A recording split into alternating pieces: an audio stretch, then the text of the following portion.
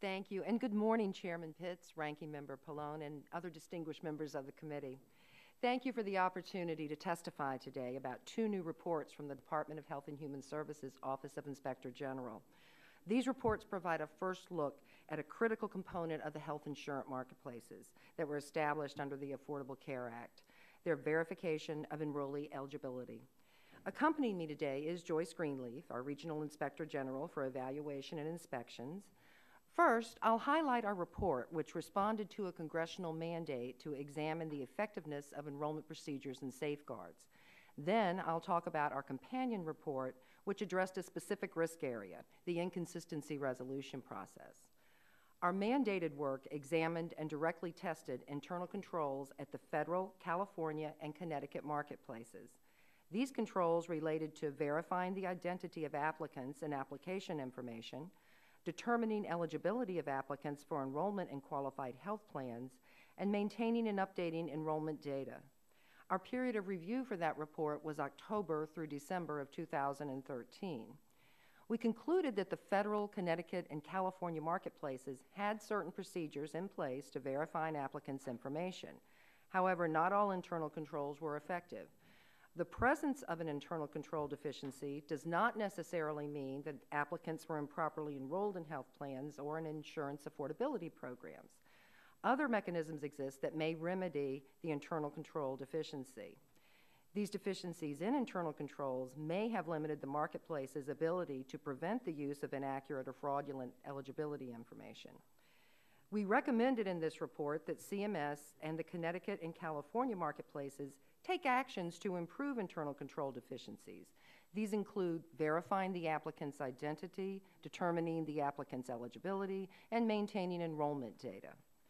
For the companion report, we analyzed from a national perspective how marketplaces resolved inconsistencies between applicants' self-attested information and other data sources. We obtained data from the state marketplaces from October through December of 2013, and for the federal marketplace, we analyzed data through February of 2014. During those time periods, many marketplaces were unable to resolve most inconsistencies. Most common were related to citizenship and income. The federal marketplace was unable to resolve 2.6 million of 2.9 million inconsistencies because the CMS eligibility system was not fully operational. The ability to resolve inconsistencies varied across the marketplaces. 7 state-based marketplaces reported that they were able to resolve those inconsistencies without delay. Now, inconsistencies do not necessarily indicate that an applicant provided inaccurate information, nor do inconsistencies equate to errors in enrollment in health plans or insurance affordability programs.